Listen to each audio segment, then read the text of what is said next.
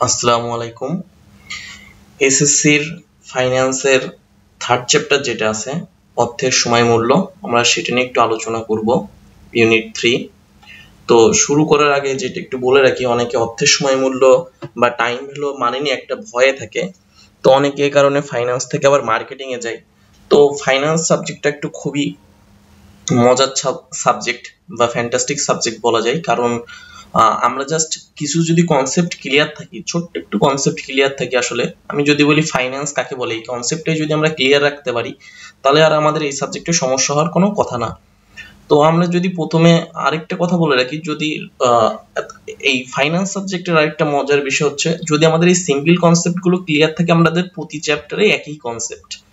তো আমাদের এখানে দুইটা কনসেপ্ট জাস্ট ক্লিয়ার রাখবো 5 সেকেন্ড। একটা হচ্ছে অ্যাকাউন্টিং কি, আর একটা হচ্ছে ফিনান্স কি, এবং এই দুইটার ভিতর পার্থক্য কি, জাস্ট 1 মিনিট লাগবে। এটা আমরা যদি ক্লিয়ার করতে পারি, আমাদের ফাইন্যান্সের কোনো চ্যাপ্টারে আটকাবে না। আরো একটা মজার বিষয় হচ্ছে, আমাদের এই কনসেপ্টটা ক্লিয়ার থাকলে ফাইন্যান্সে তেমন আমাদের সময়ও দেওয়া লাগবে না, জাস্ট প্র্যাকটিস করব, দেখবো, প্র্যাকটিস করব, শেষ। তো এই জন্য এটা হচ্ছে খুবই মজার একটা সাবজেক্ট। এবং আরেকটা কথা বলে রাখি, তোমরা যারা এসএসসি তে আসছো, সামনে এইচএসসি পরীক্ষা, তারপরে অ্যাডমিশন পরীক্ষা আসবে, তারপরে ইউনিভার্সিটির পরীক্ষা। তো প্রথম থেকে চেষ্টা করবো আসলে সবকিছু সম্পর্কে কনসেপ্ট ক্লিয়ার রাখার জন্য, তাহলে আসলে সবকিছু মোটামুটি লক্ষ্য অনুযায়ী আগাতে পারবে। এই জন্য লক্ষ্যটা অটুট রাখতে হবে এবং সেই অনুযায়ী পরিশ্রমটা করে যেতে হবে। তাহলে আমাদের প্রত্যাশা যেটা রয়েছে, প্রত্যাশা মাফিক আল্লাহ তাআলা ইনশাআল্লাহ আমাদের ফলাফল দিবে। তো প্রথমে আমরা চলে আসি টাইম ভ্যালু অফ মানির কাকে বলে। তো আমি প্রথমেই বলছিলাম, আমরা জাস্ট একটা কনসেপ্ট মনে রাখবো, সেটা হচ্ছে অর্থনীতি কি আর অ্যাকাউন্টিং কি। অ্যাকাউন্টিং হচ্ছে আমাদের যে ফাইন্যান্সিয়াল অ্যাক্টিভিটিটা আছে, সেটা আমরা অ্যাকাউন্টিং এর মাধ্যমে লিপিবদ্ধ করি। আর ফাইন্যান্স জিনিসটা কি, এটা যদি এইভাবে বলি যে ফাইন্যান্স কাকে বলে, এতটুকু ক্লিয়ার রাখলে আমাদের সব শেষ। সেটা হচ্ছে ফাইন্যান্স হচ্ছে আমাদের যে উৎসগুলো আছে অর্থায়নের, আমরা যেখানে ইনভেস্টমেন্ট করব ব্যবসার, সে অর্থায়নের উৎসগুলো, কোথা থেকে টাকা আনবো এবং কোথায় বিনিয়োগ করব। এবং আরো একটা মজার বিষয় হচ্ছে, কোথা থেকে টাকা আনবো, এই উৎসগুলোর ভিতর থেকে যে উৎসটা আমাদের জন্য সবচেয়ে অ্যাপ্রোপ্রিয়েট হবে, আমরা সেই উৎসটা নিব। এটাই হচ্ছে অর্থায়নের কাজ। আর যেখানে বিনিয়োগ করলে আমাদের সম্পদ সর্বাধিকরণ হবে, মুনাফা সর্বাধিকরণ বা কোম্পানির ফিলোসফির সাথে যেটা আছে সেই অনুযায়ী আমরা জাস্ট বলতে পারি, যেখান থেকে অর্থায়ন করতে আমাদের টাকা সবচেয়ে কম খরচ হবে অর্থ নিয়ে আসতে, এবং যেখানে বিনিয়োগ করলে সবচেয়ে আমরা বেশি বেনিফিট পাবো, সেটা ইন রিটার্ন হোক অথবা ওয়েলথ ম্যাক্সিমাইজেশন, অর্থাৎ মুনাফা সর্বাধিকরণ হোক অথবা সম্পদ সর্বাধিকরণ হোক, আমরা সেখানে বিনিয়োগটা করব। তো এইটাই হচ্ছে অর্থায়নের মূলত ধারণা। তো এই ধারণাটা আমাদের ক্লিয়ার থাকলে আমাদের এই চ্যাপ্টার শেষ হয়ে যাবে আশা করি। তো প্রথমে যেটা বলা হচ্ছে সেটা হচ্ছে অর্থায়ন, অর্থের সময় মূল্যের ধারণা। ফাইন্যান্সের দৃষ্টিতে সময়ের সাথে সাথে অর্থের মূল্যের পরিবর্তন হয়। আচ্ছা, পরিবর্তনটা কেমন হয় আসলে অর্থের মূল্যটা? আমরা যদি এখানে একটু দেখার চেষ্টা করি যে অর্থের মূল্যটা কি আসলে বাড়ছে না কমছে। আচ্ছা, প্রথম শূন্য ইয়ারে অর্থাৎ জিরো পিরিয়ড অফ টাইমে আমাদের মূল্য ছিল 1000 টাকা। 5 বছর পরে এসে কেন 1610 টাকা হলো, কেন হলো? এটাই হচ্ছে প্রশ্ন, এটাই ফাইন্যান্স। এখন যদি আমি ফাইন্যান্সের সেই কনসেপ্টেই চলে যাই, যে কি বলেছিলাম, যে আমরা যদি ইনভেস্ট করি যেখান থেকে আমরা বেশি টাকা পাবো, ওকে, তাহলে ইনভেস্ট করতেছি টাকা আর্নিং এর জন্য, তাহলে নিশ্চয়ই জিরো পিরিয়ড অফ টাইম থেকে 5 বছর পরে যদি আমি আর্নিং মানে ইনভেস্ট করি, তাহলে টাকা বেশি আসবে। এটাই হচ্ছে অর্থের পরিবর্তনের একটা কনসেপ্ট, বেসিক কনসেপ্ট ক্লিয়ার করলাম, যে ইনভেস্ট করলে আমরা টাকা প্রত্যাশা করি, সেই অনুযায়ী আমাদের আসলে অর্থের যে মূল্যটা আছে সেটা পরিবর্তন হচ্ছে। অর্থাৎ আমি যদি 1000 টাকা পকেটে রেখে দিই অথবা 1000 টাকা বিনিয়োগ করি, তাহলে বিনিয়োগ করলে আমাদের টাকাটা বেশি আসতেছে, কিন্তু রেখে দিলে টাকাটা আসতেছে না, এর মূল্যটা কমে যাবে। এখন প্রশ্ন হচ্ছে, কি কি কারণে আসলে আমাদের এই অর্থের মূল্যটা বাড়ে, মানে মূল্যটা কমে যায় আসলে সময়ের সাথে সাথে অর্থের যে পরিবর্তনটা হয়, এটা আসলে কেন হয়? তো এটা বলা হচ্ছে আসলে যে ভোগ অগ্রাধিকার, আমরা বর্তমানে ভোগ করতে পছন্দ করি। এখন যদি বলা হয় আপনাকে 1000 টাকা দিয়ে হবে, আপনি এখন খাবেন না 5 বছর পরে খাবেন, তাহলে নিশ্চয়ই এখন খাবো। তাহলে আমাদের ভোগ অগ্রাধিকার। একটা হচ্ছে ইনফ্লেশন। তো ইনফ্লেশন মানে হচ্ছে মুদ্রাস্ফীতি। এই মুদ্রাস্ফীতিকে আমি খুব বেশি ডিটেলসে বলতেছি না, জাস্ট এতটুকু বলি, আজকে যদি 10 বছর আগে গরুর মাংসের কেজি কত ছিল, এখন গরুর মাংসের কেজি কত, এটাই হচ্ছে ইনফ্লেশনের ধারণা। অর্থাৎ পণ্যের মূল্যের দাম মানে পণ্যের মূল্য স্তর বৃদ্ধি। তাহলে আমরা কি পেলাম? দুইটা জিনিস, একটা হচ্ছে ভোগ অগ্রাধিকার, একটা হচ্ছে ইনফ্লেশন। আরো একটা কনসেপ্ট যদি বলি, সবচেয়ে স্ট্রং যে কনসেপ্টটা আমরা যেই বিষয় নিয়ে এই মাধ্যমিকে আলোচনা করব, সেটা হচ্ছে ইন্টারেস্ট রেট। তো ব্যাংকে যদি আমরা টাকা রাখি 1000 টাকা, সেটার মূল্য বৃদ্ধি পাবে, এটাই হচ্ছে ইন্টারেস্ট রেট। তো ইন্টারেস্ট রেটের কারণে, ইনফ্লেশনের কারণে অথবা ভোগ অগ্রাধিকারের কারণে আমাদের আসলে মূল্যগুলো বৃদ্ধি পায়। তো নিচে এই সম্পর্কে একটা উদাহরণ দেওয়া রয়েছে, বলেছে সুদের হার শতকরা 10 ভাগ, অর্থাৎ তুমি যদি সোনালী ব্যাংকে এখন 100 টাকা জমা রাখো তবে আগামী বছর তোমাকে 110 টাকা দেবে। সুতরাং এখনকার 10 টাকা এবং আগামী বছরের 110 টাকার অর্থের সময় মূল্য অনুযায়ী সমান মূল্য বহন করে না। তো আমরা এখন নেক্সট কনসেপ্টে চলে যাব, সেটা বলছে অর্থের সময় মূল্যের গুরুত্ব। তো গুরুত্ব বলতে আসলে কি বোঝানো হয়? গুরুত্ব বলতে আসলে বোঝানো হচ্ছে অর্থের সময় মূল্যের প্রয়োজনীয়তা, এটা জানার আমাদের জানা কেন প্রয়োজন। তাহলে আমরা দেখব কেন প্রয়োজন সেটা জানবো। তো প্রয়োজন আমাদের কি কি কারণে, সেগুলো আমরা একটা একটা করে দেখব। তো সবার প্রথমে একটু বলে দিই আসলে কি কি আছে। একটা হচ্ছে সুযোগ ব্যয়, তারপরে আছে হচ্ছে প্রকল্প মূল্যায়ন, তারপরে ঋণ গ্রহণ সিদ্ধান্ত। প্রথমে এটা থেকে ভয় পাওয়ার কারণে আমি করে শর্টে একটু বলে দিই, তারপরে আমরা ডিটেলসে যাব। সুযোগ ব্যয় কি? অর্থের সময় মূল্যের প্রয়োজনীয়তা। গুরুত্ব বলছে আমরা প্রয়োজনীয়তার ব্যাকগ্রাউন্ডটা দেখবো, কেন প্রয়োজন। যদি আমরা মনে করি আমাদের হাতে দুইটা ইনভেস্টমেন্ট অপরচুনিটি আছে, প্রথমে আমি বলছিলাম অর্থায়নের বেসিক কনসেপ্ট হচ্ছে আমরা এক জায়গা থেকে উচ্চ সময়ের ভিতর থেকে অর্থ সংগ্রহ করবো এবং সঠিক জায়গায় ইনভেস্টমেন্ট করব। এই যে ইনভেস্টমেন্টে তাহলে যদি দুইটা ইনভেস্টমেন্ট অপরচুনিটি থাকে তাহলে কোনটা ইনভেস্ট করব, এটা সুযোগ ব্যয়। তারপরে বলা হচ্ছে প্রকল্প মূল্যায়ন। প্রকল্প মূল্যায়ন বলতে কি বোঝানো হচ্ছে? প্রকল্প মূল্যায়ন বলতে বোঝানো হচ্ছে, এটাও সিমিলার জিনিস, দুইটা প্রকল্প রয়েছে, আসলে কোন প্রকল্পে মূল্যায়ন করবে, কিন্তু বেসিক কনসেপ্টে কিছু পার্থক্য আছে। এই আপাতত একটু মনে রাখলে হচ্ছে ঋণ গ্রহণ সিদ্ধান্ত। এখন বলা হচ্ছে এই যে অর্থায়নের দুটো ইনভেস্টমেন্টের পয়েন্ট চলে গেল প্রয়োজনীয়তায়, এবার আবার সেই ডেফিনেশনের প্রথমে চলে আসি, ঋণ গ্রহণ সিদ্ধান্ত, অর্থাৎ কোথা থেকে আমরা টাকাটা নিয়ে আসবো। কনসেপ্টের ফার্স্ট পার্ট, তা কোথা থেকে টাকা নিয়ে আসবো? ব্যাংক থেকে। ব্যাংক থেকে টাকা নিয়ে আসলে আমাদের দুইটা ব্যাংকের ভিতর যদি টাকা নিয়ে আসতে হয়, তাহলে কোন ব্যাংকের থেকে টাকা নিয়ে আসলে আমাদের সুবিধা হবে, কত টাকা করে মাসিক কিস্তি হলে আমাদের জন্য লাভ হবে, এই ওভারঅল এই আলোচনাগুলো এখানে আছে, আমরা এখন ডিটেইলসে একটু দেখব। তো প্রথমে সুযোগ ব্যয় চলে আসি। সুযোগ ব্যয়ের ক্ষেত্রে আমি একেবারে সিম্পলি যদি একটু বলি, সেটা হচ্ছে তোমরা সবাই কমার্সের বা বাণিজ্য শাখার স্টুডেন্ট। এখন যদি তোমাদের কিছু বন্ধুরা যারা ছিল ক্লাস 8-এ, তারা এখন কিসে আছে? তারা এখন সায়েন্সে আছে কিছু, আবার অনেকে কোথায় আছে? অনেকে হচ্ছে আর্টসে চলে গেছে। তো আমি মূলধারার বাইরে একটু সহজে বোঝার জন্য উদাহরণ দিচ্ছি। তো এখন যদি বলা হয় যারা সায়েন্সে চলে গেছে তারা কিন্তু কমার্সের পড়াটা কনসেপ্টগুলো নিতে পারবে না বা কমার্সের পড়াশোনা সম্পর্কে জানতে পারবে না। আবার তোমাদের ক্ষেত্রে যদি বলা হয় তোমরা কমার্স নিছো এই জন্য সায়েন্সের পড়াশোনাগুলো করতে পারছো না, তো এটাই হচ্ছে এক প্রকার সুযোগ ব্যয়। তো সুযোগ ব্যয় কি বলা হচ্ছে? এবার আমরা ফাইন্যান্সের পাশে চলে আসি। আমাদের দুইটা ইনভেস্টমেন্ট অপরচুনিটি আছে, তার ভিতরে একটা ইনভেস্টমেন্ট আমরা করব, যদি সেই ইনভেস্টমেন্টে করার কারণে অন্য একটা ইনভেস্টমেন্ট থেকে আমাদের যে সুযোগটা ছিল ইনকামের সেটা মিস হয়ে যাচ্ছে, ঠিক কমার্সে পড়ার কারণে সায়েন্সের পড়াটা আমাদের মিস হয়ে যাচ্ছে, ঠিক একইভাবে। তো এটি হচ্ছে সুযোগ ব্যয়। এবং সুযোগ ব্যয়ের একেবারে প্রত্যক্ষ আমরা যদি একটু এক্সাম্পল দেখি, সেখানে বলতেছে যে তোমার এলাকার জমির মূল্য 10 বছরে দ্বিগুণ হয়, পক্ষান্তরে সোনালী ব্যাংকে সঞ্চয় হিসাবে সুদ ধরা যাক 8 ভাগ। জমি কিনলে সোনালী ব্যাংকে টাকা রাখা যাবে না, তাই জমি ক্রয়ের সুযোগ ব্যয় এক্ষেত্রে 8। একটু বুঝতে কষ্ট হচ্ছে, এবার যদি আমি তোমাদের বুঝাই দিই সহজে, তাহলে সেটা হচ্ছে ইনভেস্টমেন্ট এ আর ইনভেস্টমেন্ট বি। আমরা ধরি হচ্ছে জমি কিনাকে এ ধরি, তাহলে জমি কিনলে কত টাকা সুদ পাবো? লাভ হবে কত টাকা? 8%। আর যদি ব্যাংকে টাকা রাখি তাহলে 10%। তাহলে এটাও ঠিক এক সায়েন্স আর কমার্সের মতো ধরে নিলাম, এটা সায়েন্স। তাহলে এখানে যদি তুমি পড়াশোনা না করো তাহলে সায়েন্সের পড়াশোনা মিস করতেছো কনসেপ্টগুলো। ঠিক একইভাবে এখানে যদি তুমি ইনভেস্টমেন্ট না করো জমিতে, তাহলে জমির থেকে যে আয়টা হচ্ছে এটা মিস হয়ে যাচ্ছে। তবে কমার্সে পড়ার কারণে তুমি কমার্সের জ্ঞান নিতে পারছো, আর বিতে ইনভেস্টমেন্ট করার কারণে বিতে 10% তুমি ইনভেস্টমেন্ট পাচ্ছ, রিটার্নটা পাচ্ছ। তো এই 10% রিটার্ন করতে যে 8%টা মিস করছো। এখন প্রশ্ন হচ্ছে ভাই আমি তো দুইটাই ইনভেস্টমেন্ট করতে পারি, দুইটা ইনভেস্টমেন্ট করলে তো আমার দুইটাই লাভ হলো, অনেক লাভ হলো। আসলে বিষয়টা তেমন না। বিষয়টা হচ্ছে আমাদের এখানে ক্যাপিটালটা এটা একটু অ্যাডভান্স লেভেলে। তারপরে শর্টে বলে রাখি, ক্যাপিটালটা কিন্তু আমাদের শর্ট, আমরা চাইলেই দুইটা টাকায় ইনভেস্টমেন্ট করতে পারবো না। আমি যদি এটাও শর্টে বলি যে তোমরা বাজারে গেলে মানে মোটরসাইকেল যদি দুইটা থাকে, অ্যাপাচি আর হচ্ছে পালসার, আমরা কি দুইটাই কিনতে পারি? না, যে কোনো একটা কিনতে হয়। ঠিক এইভাবে, কারণ কি আমাদের টাকার সীমাবদ্ধতা ছিল, এখানেও সেই ক্যাপিটালের আমাদের সীমাবদ্ধতা আছে, বা ক্যাপিটাল আমরা অপটিমাইজেশন করতে চাই, তো বেশি লাভ করতে চাই বা সম্পদকে বেশি ওয়েলথ ম্যাক্সিমাইজেশন করতে চাই, এই কারণে আসলে আমরা এটা করতেছি। তো এখানের একটা সূত্র আছে, সেটা হচ্ছে রুল 72, আরো একটা সূত্র আছে রুল 69। এই দুইটার ভিতর পার্থক্য বলবো জাস্ট আমি। তো রুল 72 এবং রুল 69 এর সূত্র হচ্ছে দুইটার ক্ষেত্রেই দুইটার ক্ষেত্রেই আমাদের টাকা যেটা রয়েছে সেটা দ্বিগুণের ক্ষেত্রে রুল 72 অ্যাপ্লাই হবে, রুল 69 অ্যাপ্লাই হবে। এখন প্রশ্ন হচ্ছে কখন রুল 72 হবে, কখন রুল 69 হবে। সেটা যদি এইভাবে বলি যে যদি বার্ষিক সুদ হয় তাহলে রুল 72 আর 69 হবে অর্ধবার্ষিক। আমাদের 69 দরকার না, আমরা জাস্ট 72 কে বুঝবো, এবং 72 আমাদের দরকার হচ্ছে যখন টাকার পরিমাণটা দ্বিগুণ হবে তখন আমরা 72 দরকার।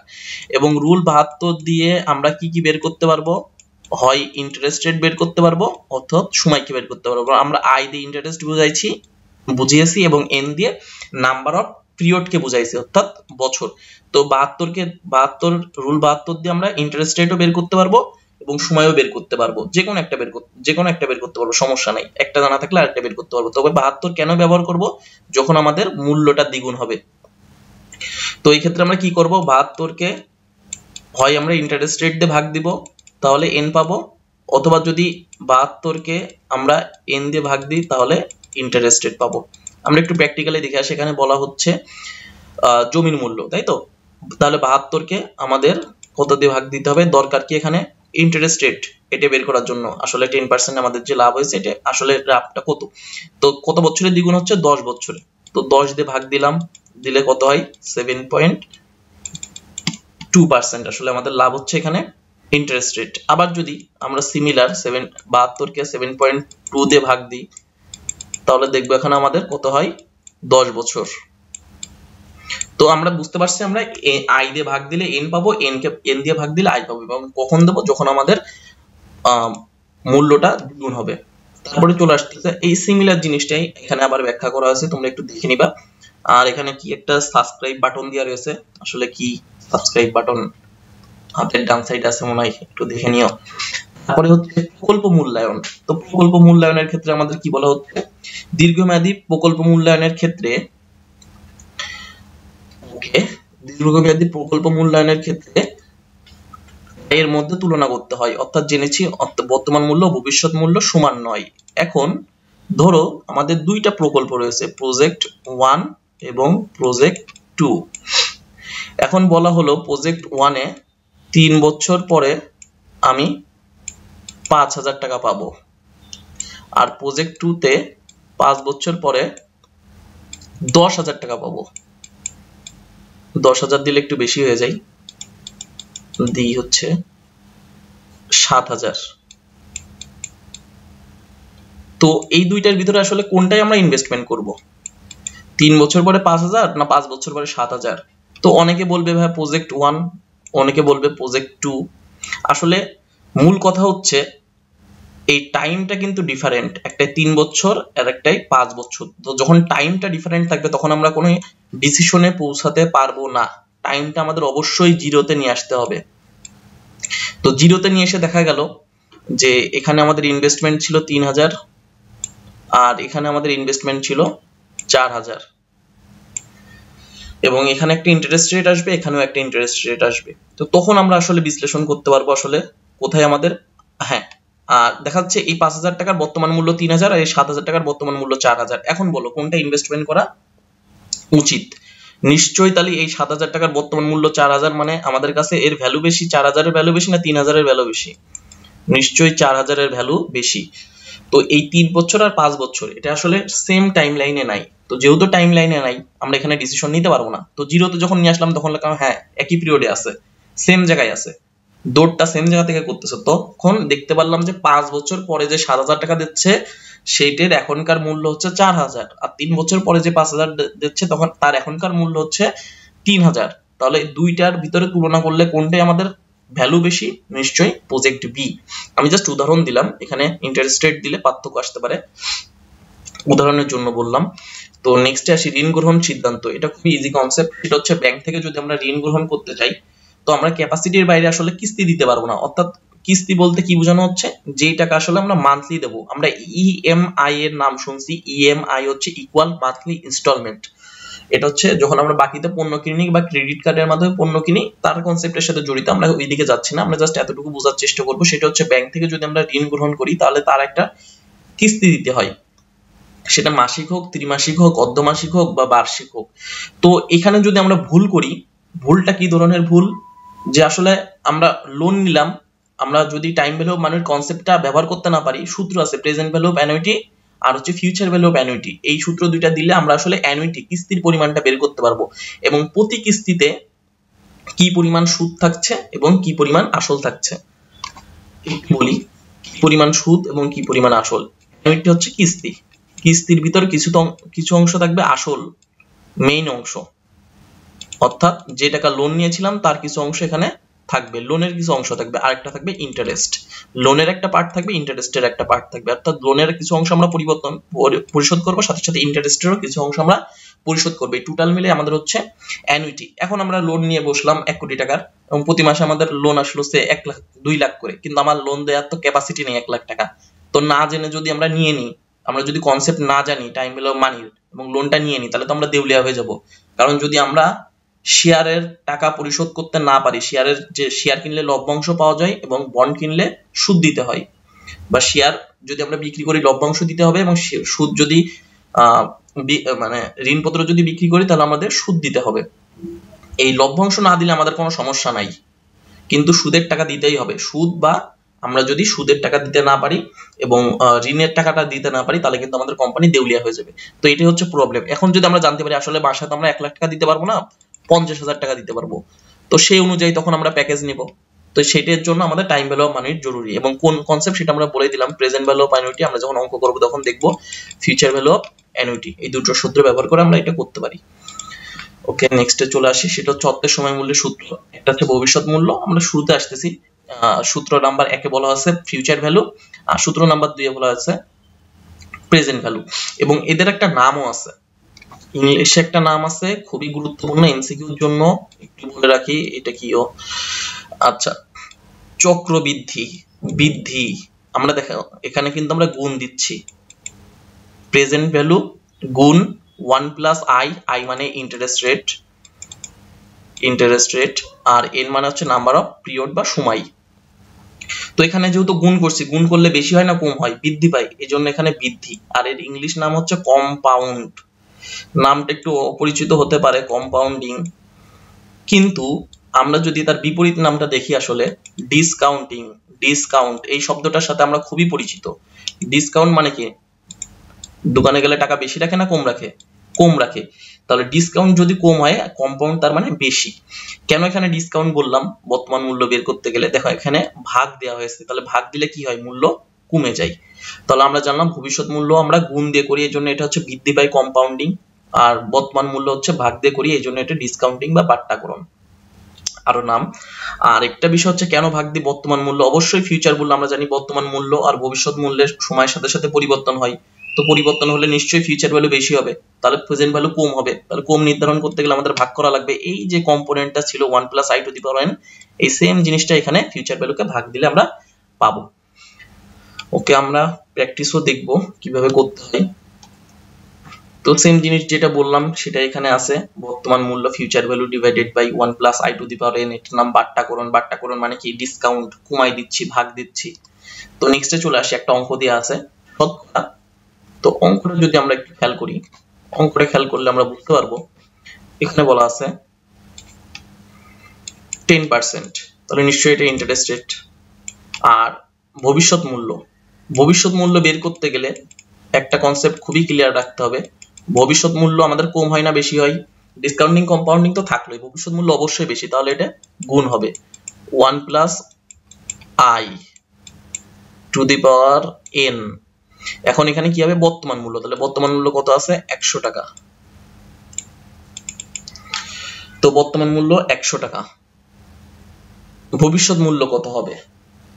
তাহলে ভবিষ্যৎ মূল্য হবে, আমরা বসাই 100 গুণ 1, তো যা আছে তাই সব সময়ের জন্য আজীবন 1 1ই থাকবে।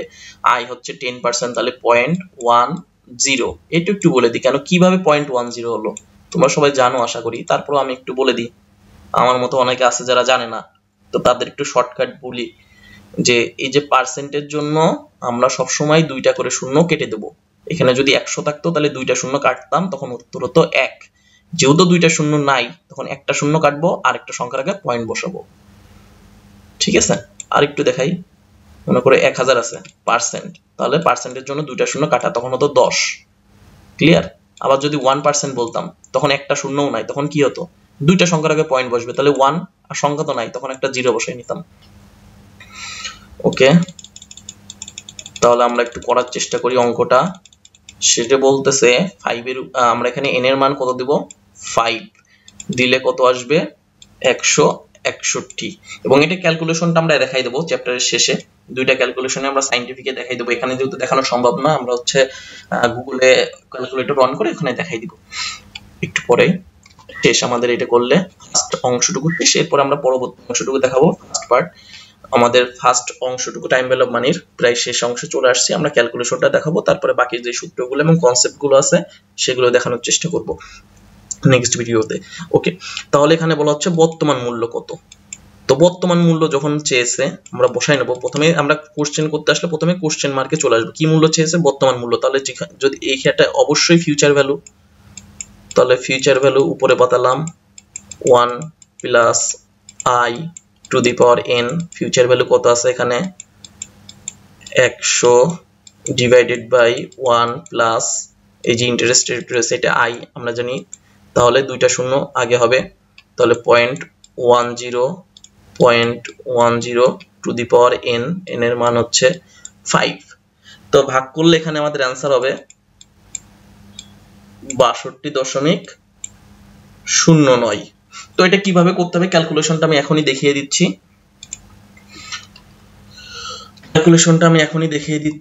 এবং দেখিয়ে শেষ করে দেব। সেটা হচ্ছে দুইটা ক্যালকুলেশন ছিল ক্যালকুলেটর, তো প্রথমে ছিল হচ্ছে একটু বোল্ড করে দিই, তো দুইটা ক্যালকুলেশন ছিল, একটা হচ্ছে প্রেজেন্ট ভ্যালু বের করার সূত্র, তো বোল্ড করলে কি হবে, বোল্ড করলে হবে না, আচ্ছা এইভাবেই দেখি দেখা যাচ্ছে হয়তো, 100 গুণ ব্র্যাকেট দেব 1.10 প্রেজেন্ট ভ্যালু, প্রেজেন্ট ভ্যালু ছিল 100 এবং 1 ছিল হচ্ছে আমাদের কনস্ট্যান্ট যেটা সব সময় থাকবে, আর তারপরে হচ্ছে যেটা সব সময় থাকবে এই ভ্যালুটা, তারপরে হচ্ছে ইন্টারেস্ট রেট ছিল 0.10, এটা যোগ করে দিলাম তাহলে হয় 1.10, এরপরে পাওয়ার দিব, পাওয়ার কত ছিল কত বছরের জন্য, 5 বছরের জন্য, এবং উত্তর কথাই দেখছিলাম 161। আরেকটা ফিউচার ভ্যালু দেখছি, এটা প্রেজেন্ট ভ্যালু দেখছিলাম, প্রেজেন্ট ভ্যালুকে গুণ দিয়ে বের করলাম ফিউচার ভ্যালু। এখন আমরা একটু ফিউচার ভ্যালু থেকে প্রেজেন্ট ভ্যালু করব, সেটা হচ্ছে আমাদের প্রেজেন্ট ভ্যালু বের করতে বলছিল এবং ফিউচার ভ্যালু দেওয়া ছিল 100, সেটাকে আমরা ভাগ দেব, 100 কে ভাগ দেওয়ার কথা ছিল 1.10, এবং সিমিলার ভাবে 5 বছরের জন্য বলা ছিল, তো টু দি পাওয়ার আমরা কত দিব 5, তো অ্যানসার আমাদের কত আসছিল 62.09, এখানেও 62.09 আছে।